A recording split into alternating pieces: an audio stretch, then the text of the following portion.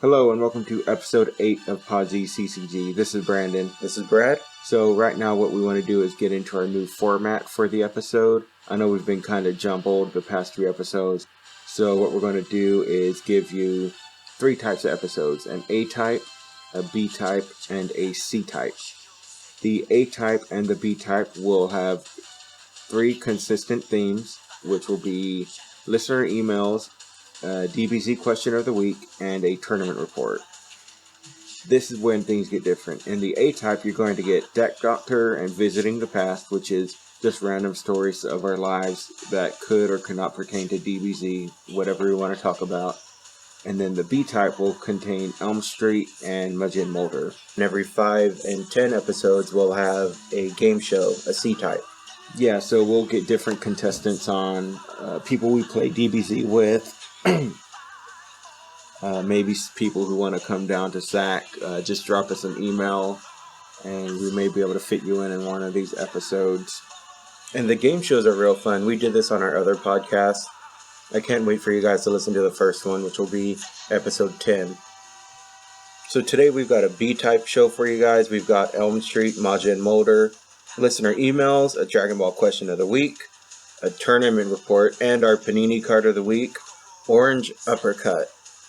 Can't wait to talk about that one. Oh man, Orange Uppercut. I've been waiting so long to talk about this card. And we're going to make sure there's enough time to talk about it, right? Yep. Alright. As always. We'll do our best to fit this in. Orange Uppercut is a really good card. From set 1. No. Save it for the end. Okay. So, Dustin, I hope you're looking forward to it. So let's get right into our listener emails. Our first email comes from Bring Back Gary. I wonder if they mean like Gary the Snail from SpongeBob. Is he gone?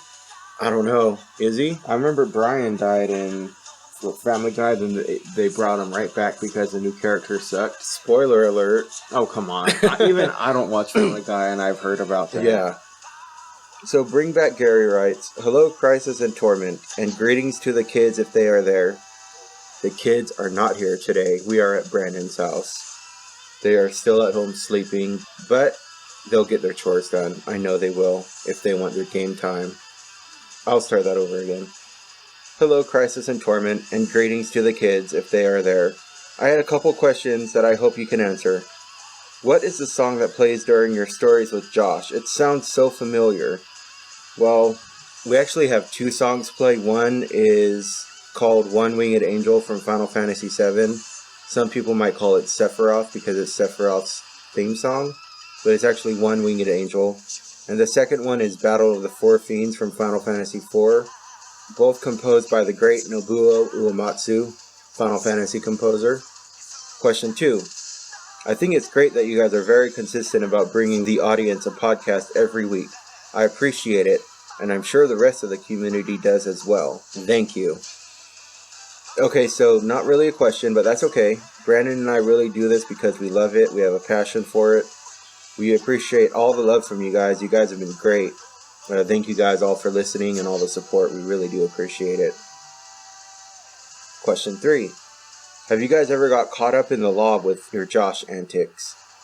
The short answer is yes, but we won't be getting into that for some time. There's been a few run-ins with the law, but we'll get into that eventually. We've got plenty of stories for you guys. Oh, yeah. Then he continues to say, It'd be great if this made it on the pod. If not, please at least respond via email. I'm dying to know your answers. Of course, we try to get to every letter on the air, but the ones we don't get to, we always respond via email. So if you email us, we will respond either on air or back to your email. Our second email comes from a returner, or returnee? What do you call it? Someone who's emailed us before? The returners from Final Fantasy VI. Yeah. Dark Knight 283. Oh, yeah. What did he email us about last time? I think he wanted to start his own pod. Oh, yeah, that's right. Okay. He writes, with Set 3 moving closer and closer, who are you looking forward to playing with? What do you think the new personalities will do? I personally can't wait for Slug. Hopefully he gets huge in the game like he did in the last one. Does he mean like giant, like on the cards, or? Probably, because in the Scorzy game it said Lord Slug gets huge. That's heck of tight. Yeah. Also, with the set release, what are your plans for buying packs? Do you just buy boxes or win packs from tournament prizes? Personally, I'm looking forward to set 3 for only one reason. Turles? Yeah. No, not Turles. Dr. Willow. I really hope he gets the gold letter treatment. For those of you who don't know, I'm going to run down Dr. Willow's power in Score Z. His level 1, constant combat power. When entering combat, remove the top card of your life deck from the game to remove the top 2 cards of your opponent's life deck from the game, and raise your anchor 3 levels. So good. Yeah, it is. Level 2, discard 3 cards from your hand to search your opponent's life deck for any 5 cards. Your opponent chooses one of those cards and puts it into his hand. The others are removed from the game. If Dr. Willow is your main personality, advance him 1 personality level at the end of combat. Level 3, when entering combat, draw 2 cards. When a player performs a successful attack, gain 2 anger. If Dr. Willow is your main personality, when you reach 5 or more anger, he loses 2 personality levels. Oh man, that's broken. Yeah, it's such a nice little loop you could do. Who played him at the regionals? Was it Rich Bondi? Rich Bondi, he got top 4. That was so tight when Rich Bondi showed up and he had a cape on. Yeah, blue cloak. That was so tight. I was like, oh, this cat's hecka tight. So now that I think about it, I don't think Dr. Willow will get the gold letter treatment because his name is Dr. Willow in Score Z, and I guess it has to be perfect, the exact same name and everything for it to get the gold letter treatment. So, that's right. So we'll see what goes on. I hope he gets his power, so. At first when you were talking about the gold letter treatment, you were talking about you hope he gets like the red carpet treatment. Yeah. I forgot all about the gold text. In terms of collecting the set, Brad and I get a case for each set, which is 12 boxes. We afford this by scaling Pokemon, Magic, and sometimes Yu-Gi-Oh! We haven't done Yu-Gi-Oh! In quite some time, but we go to various stores like Target, Walmart, and Toys R Us. We then factor in the weights of the packs and separate them out in piles that we pretty much know are going to be magnets and non-magnets, based on the weight that we come up with. Yeah, the magnets are the little security tags that you find in the packs when you open them. Yeah. To prevent people from stealing them. And that really messes up the weight of the blister packs. Oh man, there's like so much data we had to calculate and write out, and I think we got it down. Yeah. So we come to a summation that packs with magnets will be about 0.34 grams heavier than a normal blister without a magnet. So you really have to take your time when scaling. Yeah, and you really have to take your time because if you're not on a level surface or there's people walking in the aisles next to you, the scale will get off balance and it'll change the weight ever so slightly and you could mess up and get a non-foil pack. Yeah, it's because the scale we have is a jeweler's scale, which measures to 1/100th of a gram, I believe. Yeah. So it's really spot on. Your average normal cooking scale where you measure out grams isn't going to work. You have to get a fancy 0.001 gram scale. Yeah. And we try to... I wonder if that's the same scale that drug users use. Maybe. Might be. We tried a postal scale at first, but that was not accurate at all. No way. Yeah, and the scale only cost us like $16 on eBay, so it really wasn't that bad of an investment. And don't let the employees bother you. Like, sometimes they'll kind of check out to see what you're doing, if you're stealing or whatnot. Don't even pay attention to them. They can't do anything to you. You're just giving yourself an advantage of getting foils. But don't take a scale to a comic book shop or a card shop. Don't do that. You'll get thrown out faster than a cat in a fast food restaurant. Not if it's a Korean. Oh, come on! I might edit that out. Once we got all the foils, we separate them. Foils, rares, mythic rares, and we take them all to Abrams and trade them in towards our case. We usually hit pretty well. There hasn't been a time where we've scaled and lost money. Yeah, so the last time we scaled, I think we spent about $60. Yeah. And we turned in a 94 profit towards Avram, towards our case. We traded in a full art Mega Rayquaza, the one who does Emerald Break, a Shaman, some secret rares from the Plasma Freeze expansion, a foil Ugin the Spirit Dragon. So as of right now, we've traded in $388 in store credit from scaling the packs. which dropped our balance down to $368 for the case because it's $756 for the case at our store. And we have $273 in store credit to go towards the case from the tournament. So right now we only owe $95 for the case. And by our calculations, we'll be on track to getting the case with only having to spend store credit and no money down. That's so tight. Yeah. Our third email comes from Trevor Gardner. He asks, seeing how you two are collectors, what is each of your guys' favorite, most valuable card? I'm not talking about retail value, but personal value. This could be a card that might sell on eBay for $10 to $20, but you wouldn't trade it for anything. Some questions I have about it are, how did you get the card? Why is it so valuable to you? Is there anything you would trade it or sell it for? I could go first on this one real quick. I was thinking about this, and I have one, and then I have an honorable mention.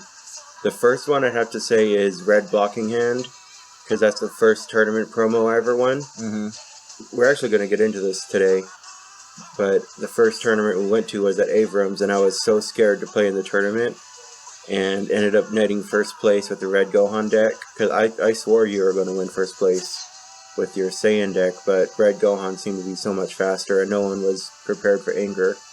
So I'd have to say either Red Blocking Hand or Black Sweeping Strike. The Black Sweeping Strike, Josh would go hunt for these Irwin cards, and we were in KB Toy Stores one time, and they had these big, huge Dragon Ball figures. What was it, like a Android 17 Walker or something? Yeah, I think it was a Goku Walker. A Goku Walker. Yeah, some big giant Goku robot thing that Goku sat in, and it looked like a two-legged bug. Like an ATSD. An ATSD from Star Wars. Yeah. So he's like, dude, there's a heck of a rare card in here, and I'm going to try to get it without buying the toy, because the toy was like $40 or something. So he took out Mini-Man number 1, which was his little pocket, what was it, like a Swiss Army knife? It was like a fishing knife, like when you cut line from, and that's the only purpose it was. Yeah, and he'd take it, and he slowly cut the tape on it, tried to dissect the box, and it was taking forever, and I really had to go to the bathroom. I was like, Josh, let's just go, I need to go to the bathroom. And he's like, hold on, I'm almost done. And I said, where's the card at? And he's like, I don't know, I have to look. So there was probably a 1-inch by 3-inch rectangle on the back of the box, like a cutout. Yeah, so you could push the button and try the walker out. Yeah, and I just took my fingers and I fingered the holes and ripped out the back of it, and the card came falling out. Yeah, like the whole back came out. It was like a house that didn't have any of those, what are they called, supporting beams? Struts? The beams? Studs. Load-bearing beams or whatever. Uh-huh. It was just like, it just melted away. Yeah, and Josh looked at me like, what the heck did you just do? And he was scared. And I was like, pick up your card and let's go. And he picked up the card and we left, and he ended up giving it to me later. So, Red Blocking Hand or Black Sweeping Strike? I really like this question because it talks about collecting, yeah. And that's what we love to do. My favorite card would be the King Kai Uber sets from the volunteer program. You actually had to be a 7 volunteer. I don't know why they called it 7, but it was the sport people who put on tournaments. You had to have a 7 ID, and that's how you entered the top tier tournaments with. And what you had to do is sit down, you lay your table runner out, your DBDCC table runner. That they mail to you? Yeah. Yeah. You had your whole Saiyan kit. They called you a Saiyan volunteer. And you do it at comic shops, and you teach people how to play, sign them up for 7 IDs. And if you mailed in enough, they gave you promos. The first one was Kami's idea. That was pretty awesome. But King Kai Uber set was my favorite because only Saiyans got these. Because the King Kai, the Kami's idea, you could get from sending in the You Win cards from League promos. Yeah. But the King Kai Ubers you had to get exclusively as being a Saiyan volunteer. And Josh was so jealous that I got these. Yeah, he was a judge. And he would get fatherly advice and whatever judge card you get. And he always wanted these King Kai sets. And he wanted to... you wouldn't trade him for anything. Heck no. No way. Because we only had one of them. So then I got enough for a second set and gave them to Brad instead of Josh. Yeah, because at this point, Brandon and I had separate collections before we merged it. And that was pretty funny. I remember Josh was heckin' mad at you. Mm-hmm. An honorable mention for the favorite card would be Champion Drill. I got this because someone was in need of money really bad, but we'll get into that on another episode. In terms of trading this card away for anything, since I do have only one King Kai set, we can't get rid of it. So, of course, if someone offers like quadruple digits for the set, I'll trade it no problem because I know I could find another one for cheaper. But for trading regular cards, we can't get rid of like trading it for ultra rares or anything. So yeah. All right, now it's time for our Dragon Ball Z question of the week. Looking back at Score Z, what is your favorite set and what was your favorite foil pattern? My favorite set has to be Trunks or Cell Games. You know what? Even though Cell Games gave us Gohan's Kick, Trunks did introduce the Masteries. They introduced Trunks Energy Sphere and Heat Seeker. So I'm going to go with Trunks set. With the foil pattern, with the exception of Saiyan Saga, all the foils are pretty much the same except for the rare foil cards. Remember the Saiyan Saga foils? I don't think anyone would forget those. They were hideous. They were so dark and you could hardly read them. And they scratched easily. Yes. And they bent like an acute angle, 30 degrees, every time you stack them. My favorite has to be either Android or Cell Games. Frieza had a cool pattern, but they hardly had any good rare cards that fit my deck, so I didn't get to see it that much. I'd have to say my favorite is Trunks Saga as well. It's when we entered the game during Trunks Saga, and that's when a deck felt like a deck with the inclusion of Masteries. There are just so many good cards, like you said. Trunks Energy Sphere, Chiaotzu's Psychic Halt, which is banned, Dynamic Dragon Balls, Drills Are for the Weak, Where There's Life There's Hope, King Cold level 4. Even though his power sucks, he's got a great picture and great foil pattern. And that is the best foil pattern, in my opinion, in Trunks Saga, with Android being a close second. Yep. So, just hang on for a second, guys. Pod Z CCG, we will be right back. We need to go get some water. We've got Elm Street coming up next. Stay tuned.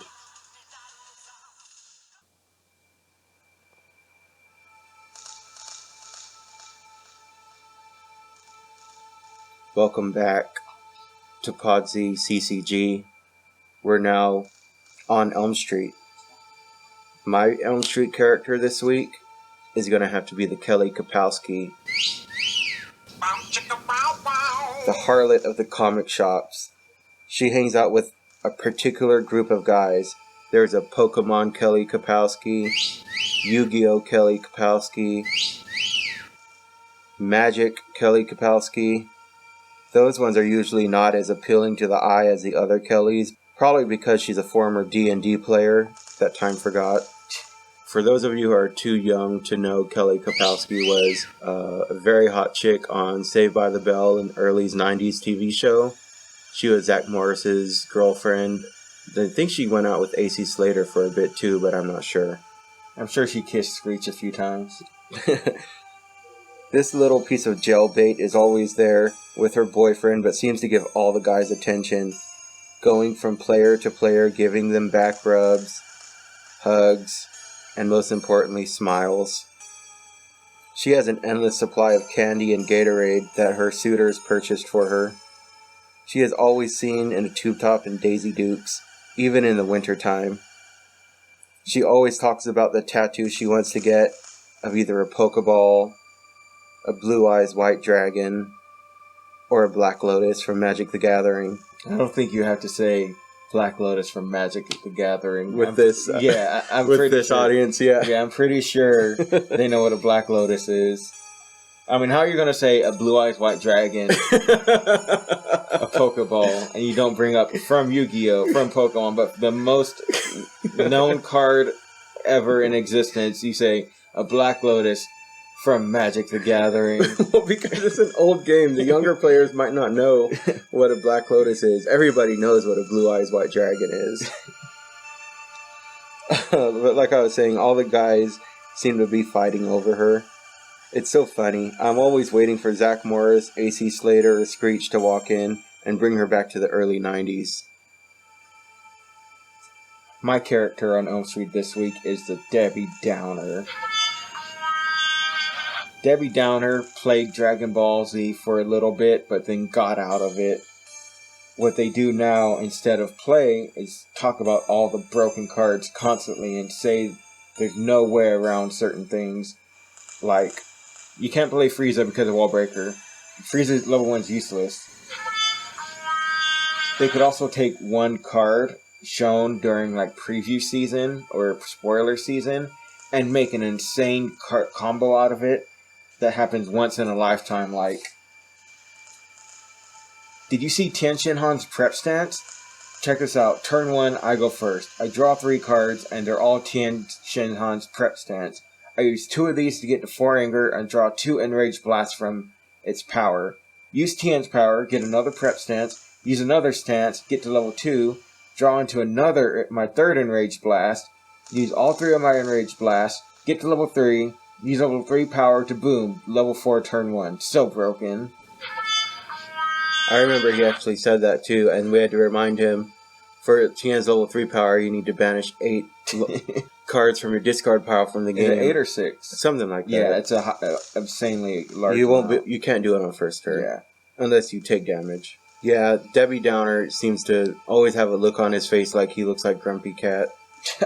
Yeah. So, Pod Z CCG will be back with Majin Molder. Stay tuned.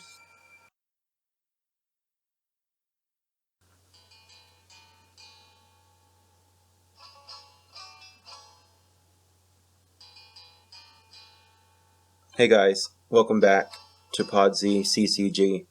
The following story is titled Yuba City, I Hate You So Much.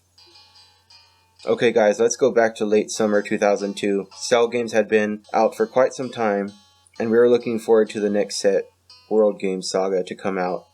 Avram informed us that he was holding a pre-release tournament a few weeks prior to the set being released.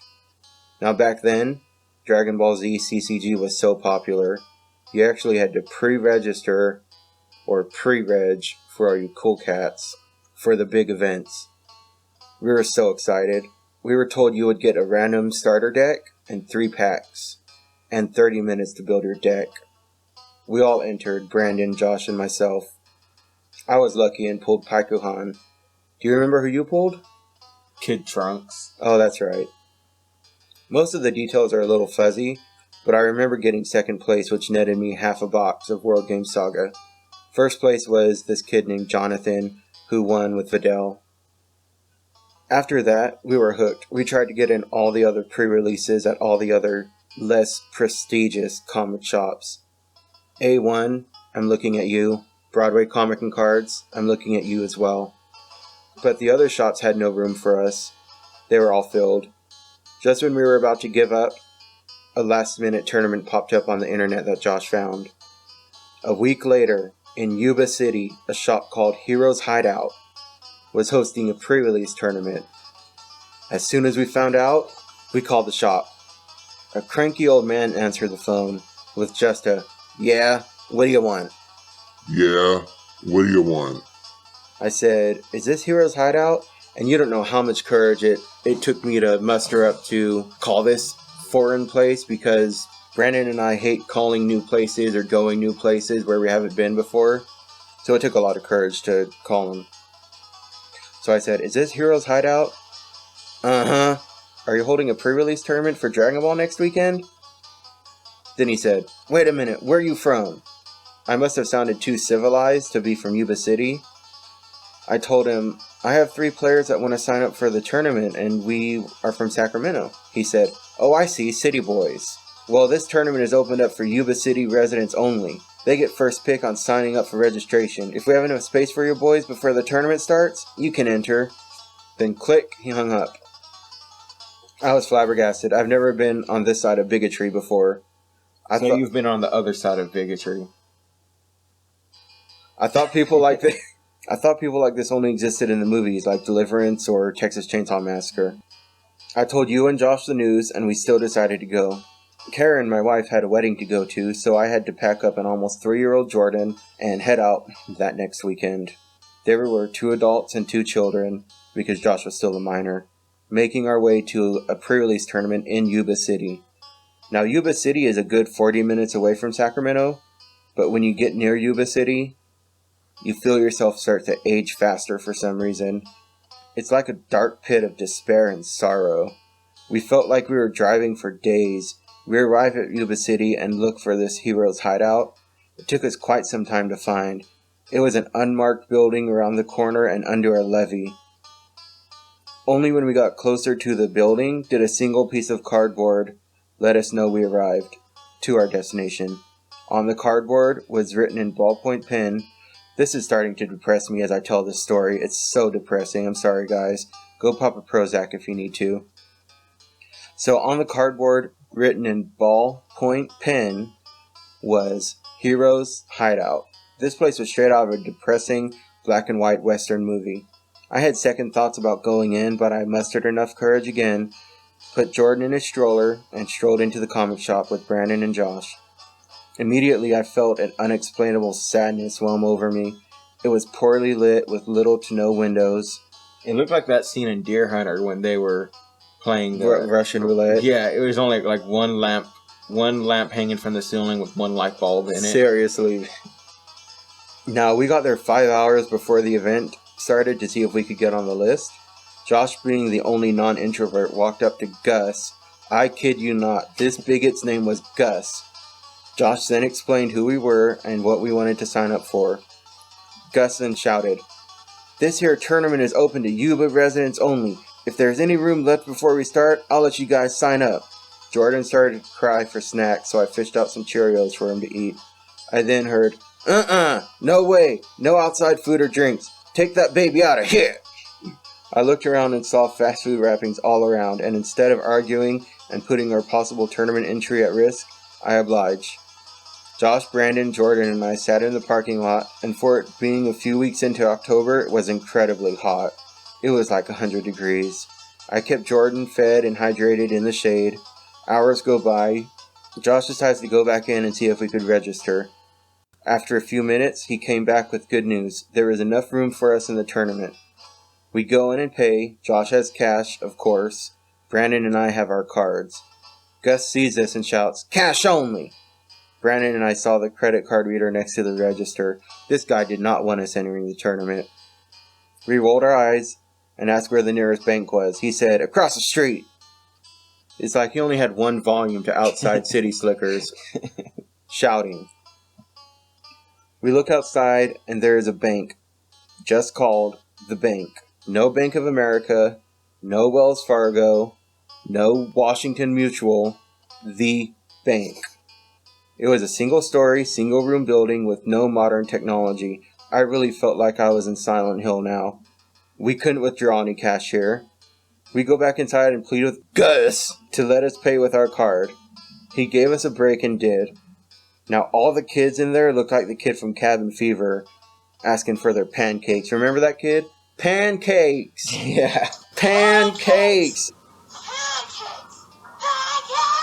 And then he bit that dude from Detroit Rock City. Yeah. I've never seen so many slack-jawed yokels. I parked Jordan against the wall. He has been very good this whole time. We start building our decks. I was hoping for Pykohan again, but pulled Goten. Who did you pull? I got Mariarco, but I didn't get a level 2 Mariarco. I got a level 2 Goten instead of a level 2 Mariarco. Oh, I forgot about that. That was hecka funny. Whatever. I pulled Goten. I would have to make it work. I don't remember how the tournament went, but I remember we all made it to top 8, and there was about 32 or 36 participants. But I was the only one to make it to top 4. I finally made it to the final table. I don't remember who my opponent was, just some kid. But I do recall having about 30 smelly inbred hicks standing around us. I really wanted to show Gus and these hicks and all the bigots what this city kid could do, and I did. Not only by pulling the win, but going undefeated with my Goten deck. I would like to say victory tasted sweet, but even in victory I couldn't get the taste of Podunk BO out of my mouth. I won a whole box of World Game Saga. I could finally become unhinged. We knew the shop wanted us to open the box there to see what our pulls were if we got any ultra rares. I would not give them the satisfaction. They started shouting, "Where are you going? Ain't you gonna open your box?"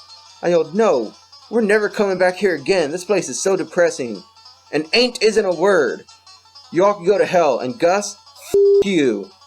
We drove off in Brandon's Honda, Jordan sleeping in his car seat, night breezes in our face, and I could tell Brandon and Josh were very pleased with my accomplishment. Yeah, that place. You know what? You guys should go check it out if you live near Yuba City. Yeah, if you want to age 5 years, by the 10 minutes you're there. Yeah, you get back and, like, Panini's on, like, Kid Buu Saga. Dude, I felt like it took 10 years off my life just being there. So the next story we have is titled The Original Monster Bill. Okay, I just want to start off by saying that everyone involved in this story was older than 21, except for Josh. He was a minor still, 17. All actions made by Brad and I were done as an adult, with an adult mind, and not done as a child. This is important because this story can get you arrested. And I do not advocate these actions being done as a minor, because if you get caught, your parents would suffer, not you as the minor. So if you want to act like a jackass and do hood rat stuff with your friends, do so as an adult and not a minor. We met the original Monster Bill at Abrams at our first Scorzy tournament. Only Cell Saga had been released at that time. We both arrived, me with my Saiyan Goku, Brad with his Red Gohan. We scouted the area and noticed this guy with an insane amount of cards. He had this huge black duffel bag that was big enough to store goalie's hockey equipment. Instead, he decided to fill it up with binders of DVD cards. He was a foil limited collector as well, and he was very tall and had the build of Slender Man. What's that? Slender Man? It's like the Bloody Mary of the internet.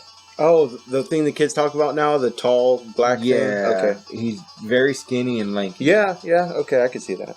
But this guy was balding as well. Yeah. You know what he looked like? One of the Munchkins from Wizard of Oz. The one with the little patch of hair on the front of his head. Yeah. And that underbite, though? Oh, man. Put Michael Phelps to shame. He put Carl from Sling Blade to shame as well. Oh, yeah, that one's better. We were looking over his shoulder as he was showing off his collection and saw that he had a prize that we needed for our set. Do you remember what it was? Was it the Frieza Ultra Rare from Frieza Saga 124? Nope, the 125. A limited Super Saiyan Goku 4. Oh, that's right, yep. It was the first time I saw one in real life and wanted it so bad, but I was very discouraged to ask what he wanted for it. Now remember, this, Brandon and I being introverts, this is the first time being at this comic shop. Like 50 new people in the store, and we're just like the wreck. And we didn't have any ultra rares at this time to even offer for it. Yeah. Someone did ask though, and he said through his underbited smirk, "I can't trade it. I've only got one, and I can't trade my only one." We walked away into the corner to discuss the participants. We were like trying to figure out who was playing what, how good they were based on their look. And then I said, "Let's go ask that guy with the Goku what he's playing." Yeah, because he had all the cards, so he had to have an amazing deck. Yeah. We walked over to him, and he was now standing up, thumbing through a stack of cards. I elbowed you, and you got up enough courage to say, "So, what are you running today?" Yeah, I like how you make me talk to the guy. He did not take his eyes off the cards he was looking at and continued breathing through the little opening of his mouth.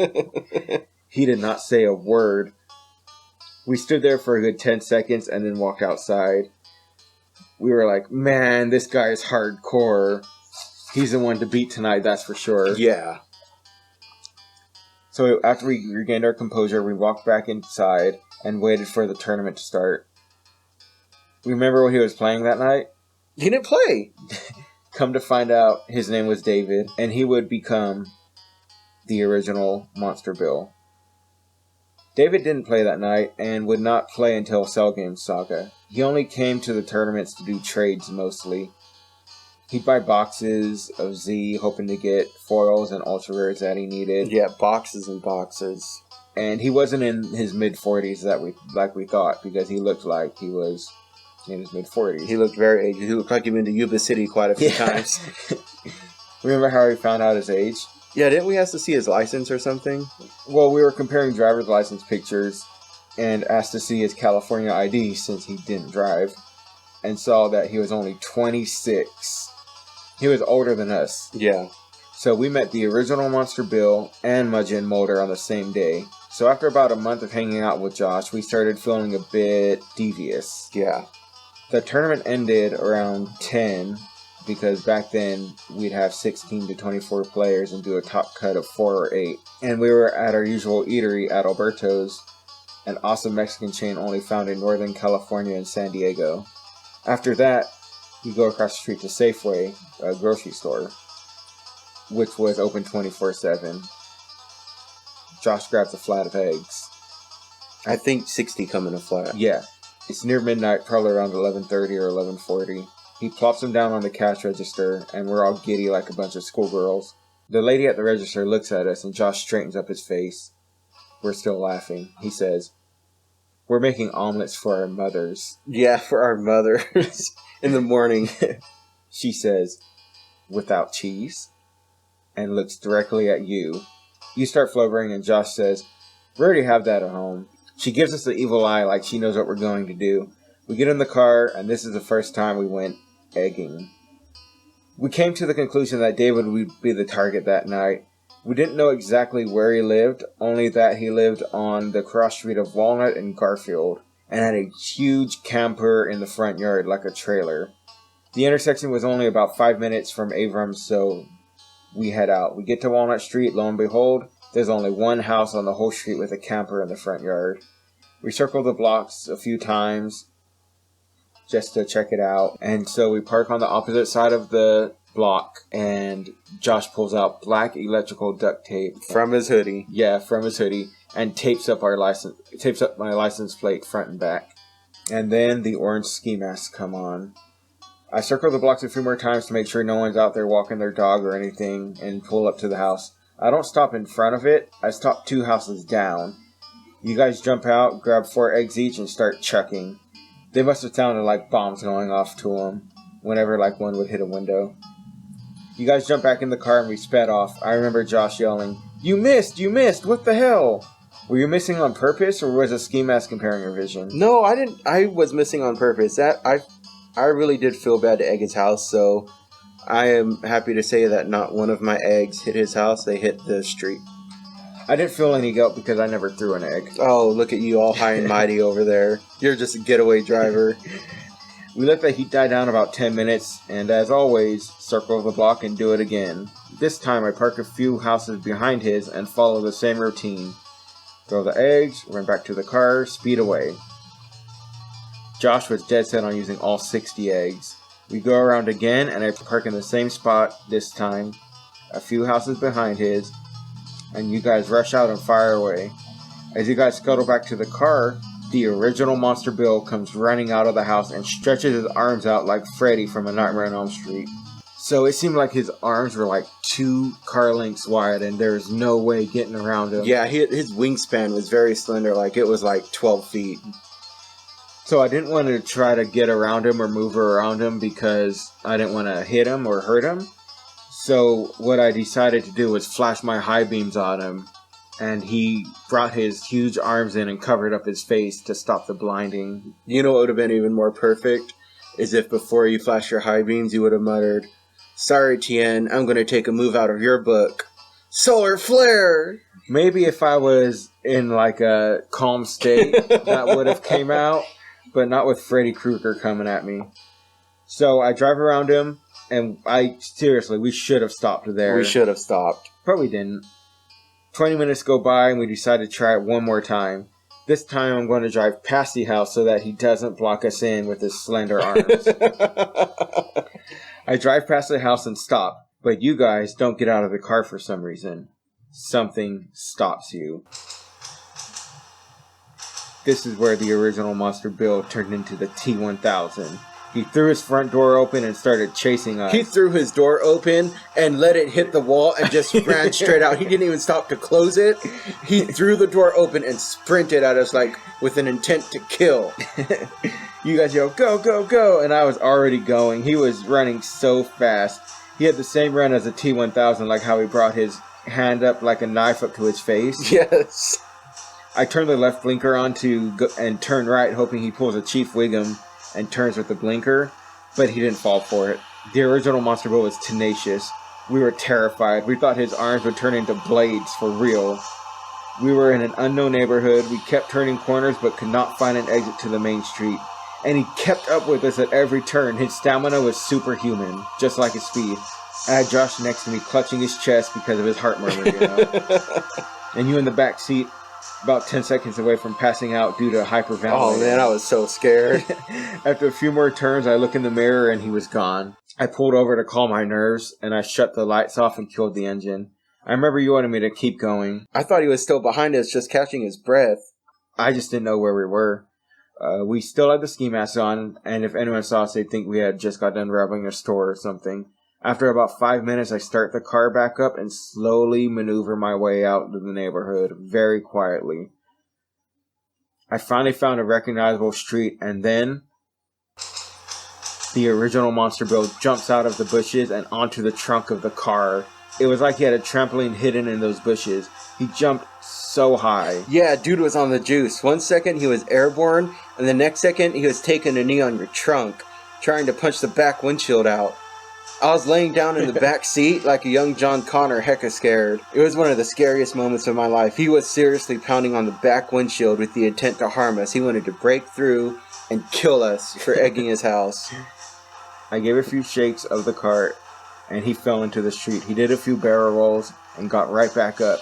He started running again. Yeah, that guy was relentless. He did a few rolls and then got back up and started doing his sprint. All in one motion. But I did see the main road. I made a right on that road and lost him. I still have nightmares about David chasing us. The next week we met up at Abrams for another tournament and saw the original Monster Bill there again. He told us that some guys egged his house and that one of the offenders hit his dad in the face with an egg, blinding him in one eye. Did that actually happen? No, it was only him out there, and whenever he was out there, there were no eggs thrown, so nobody got hurt. That was crazy. That was the original Monster Bill. That was so crazy. So we'll be right back with our tournament report, so don't go away.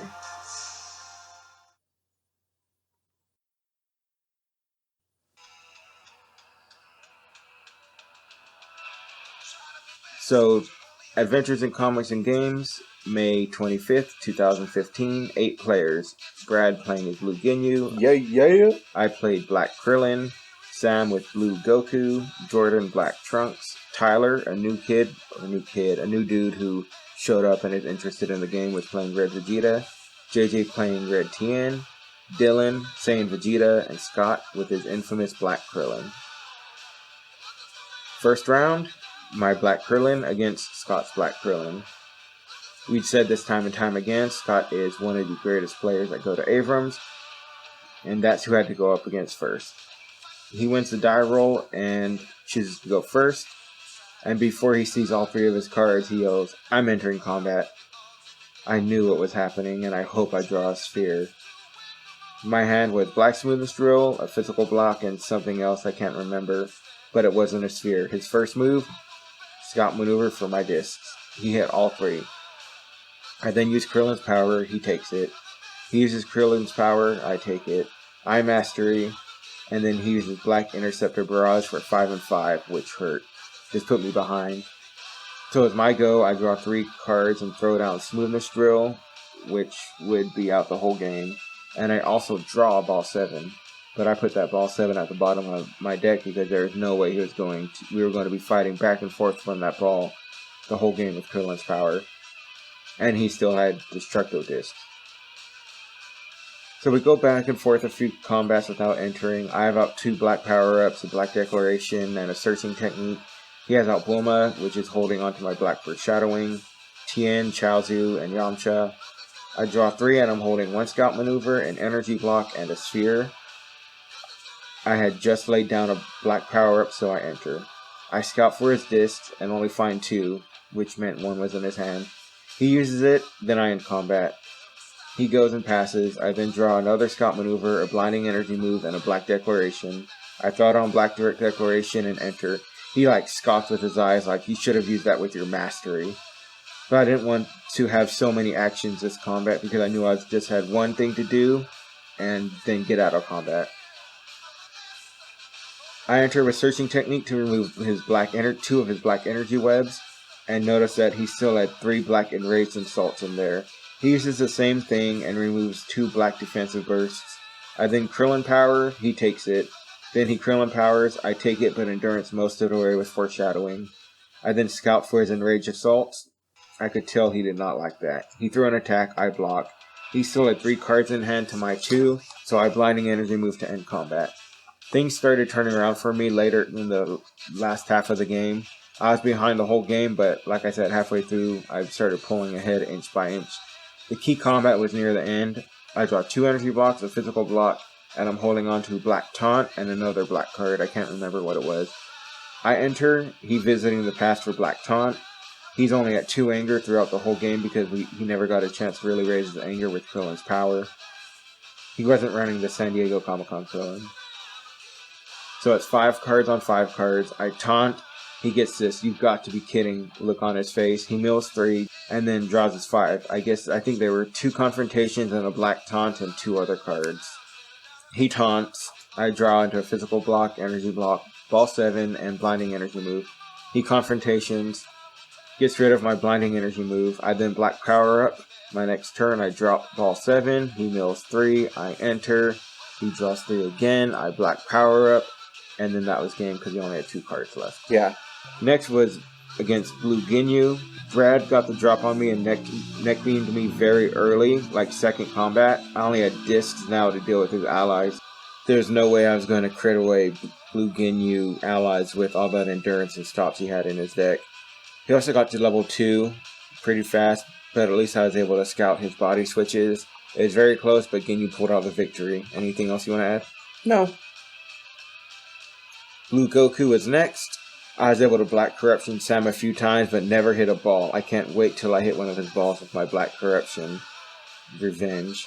Halfway through the game, I stood up hecka fast to go check on Brad versus JJ. If he and I both won, I knew we'd get first and second place. I just wanted to see what level Tian was on. I went back to the table and Sam said, "Well, that was rude. I thought you were going to go report your victory even though we didn't finish the game yet." I said, "No, I just wanted to check to see how he was doing against Red Tian." He said, "Oh, okay." Scott then later told me, "You know you can't leave the table from a game or you get disqualified." No, I was able to Black Scout his Blue Fears and his Blue Betrayals, and he had 1 Blue Betrayal in hand, which he used to get rid of my Black Power-Up. I controlled 2 balls the whole game, 6 and 7, and I was able to control it until the end and finish him with the Destructo Disc. Okay. So, round 1, it was my Blue Ginyu against Sam's Blue Goku. I go first, lay down Frieza and pass. Sam draws Dragon Ball 3 and lays down Quickness Drill, Lifting Drill, and Mental Drill right out the gate. I have my hand revealed the whole game. He passes. I keep Blue Positioning Drill away with my Betrayals once he gets it out on me. I get lucky. He does not draw a Betrayal, but he does end up getting 5 of his Dragon Balls out. I have Nappa out most of the game, which helps because he had out Key Build-Up, Blockage, Tricks, and Visiting the Past. I end up decking him out and win. Round 2, Brandon went over Blue Ginyu versus Black Krillin. And round 3, Blue Ginyu against JJ's Red TN deck. JJ is also a great player. Going into this, I know I have to keep Tien's anger down as low as possible. With that stupid Tien name card, what is it? Prep Stance? Whatever it's called. That could be quite hard, especially since he could pull it out each combat with Tien's stupid level 1. I win the dice roll and go first. I throw down Nappa, Rejuvenate, Blue Avoidance, and keep my best friend at the moment in my hand, Blue Head Knock. He then draws his 3 and happily enters combat. He throws down that stupid Tien card, raises his anger 2, and rejuvenates it. He could also still get 1 more from Tien's stupid power. I'm going to have to head knock him at some point in this combat, I know it. I Ginyu for Jace, it hits. I declare Jace for combat. He then uses Red Observation and gets rid of my Nappa and Jace. I counter with Blue Lunar Ray and get Jace back. He then uses Tien's power to grab the other Tien card. Banishes a Dragon Ball from it, Dragon Ball 6. I then hit with Jace and he uses that Tien card. I then head knock him for all his anger, and it also hits for 5 life cards. I almost wanted him to level because I hate the look Tien gives on his stupid level 1 card. A few combats go by and he gets to level 2. I had all my allies except for Raccoon and I got to my level 3. I draw 3 cards and pass. He draws and laughs. He shows me his hand. He said, I can't enter with this. He drew all blocks. I then draw into Stare Down, Draining Blast, Neck Beam, and Blue Shifting Maneuver. I enter, and I stare down. He has Time as a Warrior's Tool, Red Blazing Aura, and Red Stop. I stare down for his time. He then Red Blazing Auras, which gets him to his level 3. From the stare down, I knew he had another block in his hand. I want to fish it out so I could use Draining Blast. I Jace, he takes it. He TNs, but doesn't advance. He was going for MPPV. I Goldo. Then I say, I'm going to use Blue Neck Beam. If it hits, I get to lure you at the end of combat. And I say this out loud. I want JJ to know that he has to block it. He stops it with Red Stop and passes. I then Draining Blast for 13 life cards and 4 power stages, which brings it down to 10 life cards and 1 power stage. But it gets the job done. I win. First place, Blue Ginyu. Second place, Black Krillin. Yep. So we'll be back with our Panini card of the week, Orange Uppercut.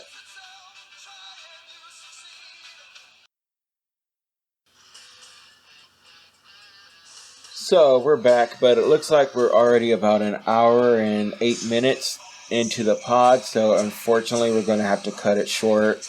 Sorry, Dustin. I know your orange cards keep getting the snub, but, you know, we don't have a certain amount of time, and hopefully we can get to it next week. We'll pick out another super cool orange card next week. No, we don't know if it's orange. It could be something else. Well, we have to give orange its time. Yeah, that's true. So until then, keep rocking the dragon.